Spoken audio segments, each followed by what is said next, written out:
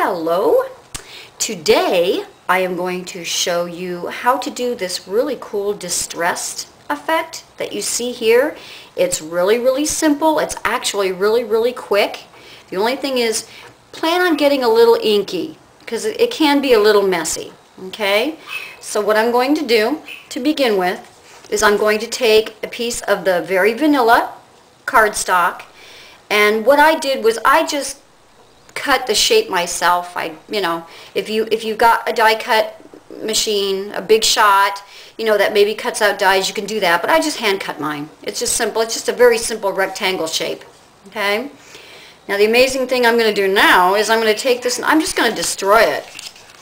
I'm just going to do this, and I'm going to just crunch it up just like this. I mean, just destroy it. I mean, don't rip it, but just destroy it.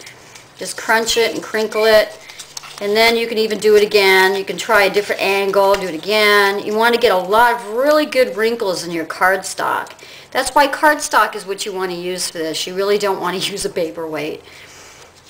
Okay, and you get it like this. It's got a little rip in it. That's okay, no biggie. Okay, and then you're going to smooth it out. Now, I have got an ink-proof mat underneath here because, like I said, this does get very messy. I'm going to take my classic Stampin' Pad, stamp it up in soft suede. Now you can use any colors you want. You can use any type of brown, anything that looks vintagey, old, kind of those old colors. And I'm going to take a sponge. And what I do is I buy these sponges and I cut them up into 4 pieces.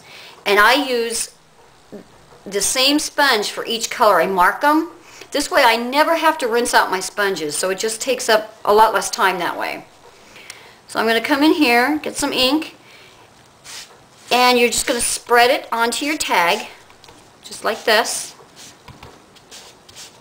And this is where, and don't worry about the back side, because we're going to do the back side too. And this is where your fingers get inky and messy. But can you see that? Can you see the detail that pops up in it and all those little wrinkles? And I know everyone's going, oh, but it's all crinkled and wrinkled, but we're going to fix that, and I'll show you how. And you just keep doing it until you get it the desired color that you want. Just like that.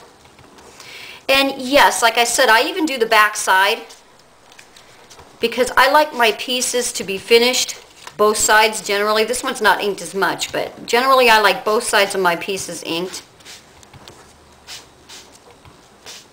I kind of, it's the finishing things, I think, that make things, especially handmade things, so special.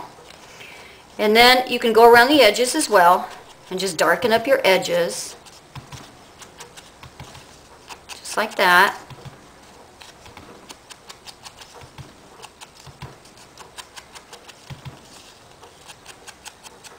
Okay, and then what I do is I like to add another color to it too. So I'm going to use the Dusty Durango. Again, it's just the classic ink. Get its own sponge here. And I just put a little bit of this. I'll put it like where I think I'd like it to be. Just little bits and parts. Just to give it a little added extra color. See? Can you see that? And see all the detail that's in there? Now, yeah, it's all wrinkly and crinkly, but what you're going to do is you're going to take this over, and with your iron, just a regular iron, you can use a craft iron if you don't want to use your good clothing iron. I have 2. And I'm going to press this just like it was a piece of fabric. Just press it, just on it, just a medium setting. Do not use water, just press. If you're worried about the ink transferring over to your ironing board, you can put a press cloth on top of it or just an old towel on top of it and just press it. And through the magic of television, we end up with this. And you can still see all the details in there, all the little lines and creases, and it just kind of brings it to life. It just makes it look very old. And then what I did was I took the set Baroque Motifs, and using this stamp and my black Stays On ink, I stamped this image onto it. It's the little filigree image right here. Just stamp that on with my black ink. So now I've got a beautiful little distressed, vintage, old-time little background. And then I'm going to go ahead and I'm just going to assemble the rest of it. Now I've cut a little triangle out of some designer paper, and this is in the Barely, or Bashful Blue rather, and I'm going to do the same thing with this. I'm going to take my ink, distress this up, if I can hold on to it here. And it's really neat too to use the designer papers when you do something like this, because it gives it just an instant pattern to it. So it's really kind of cool. You can use a solid cardstock like I did over here on my sample one, but it's kind of neat to use the papers like this as well. And then what I did was I also took the Cherish stamp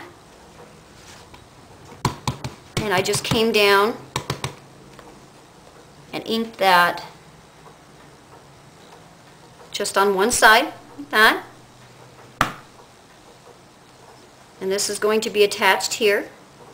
Okay, you can kind of see it already starting to come together. Then with the punches, Stampin' Up! Punches, I have punched the two little holes, of course, that will go to for the door. Of course, the bird's got to have a way of getting in.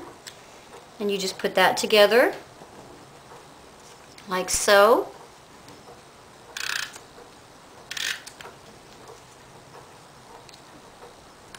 Like that. Okay, now once you put this piece on, and you can use Stampin' Dimensionals for this too if you want to give it a raised look.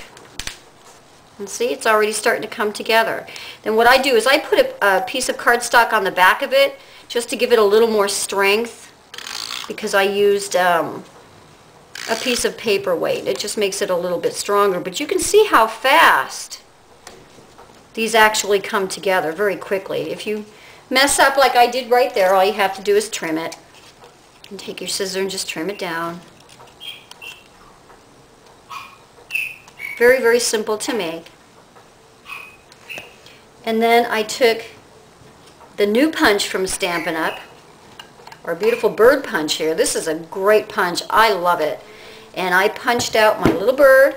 And I'm going to do the same thing with the little bird. I'm going to take my ink, go around the edges of the bird,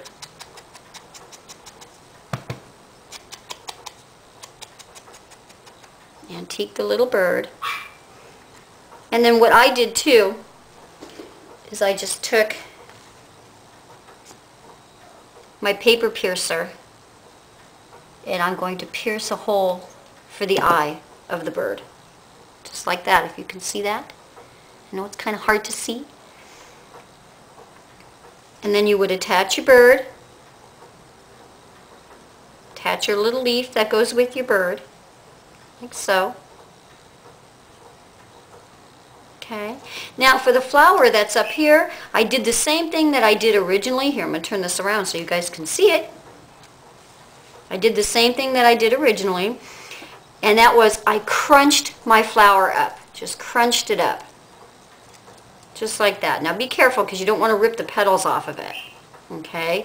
And then I took my ink and just dabbed ink onto it. Oops, there goes my petal, but you guys get the idea. You have to be a little more gentle.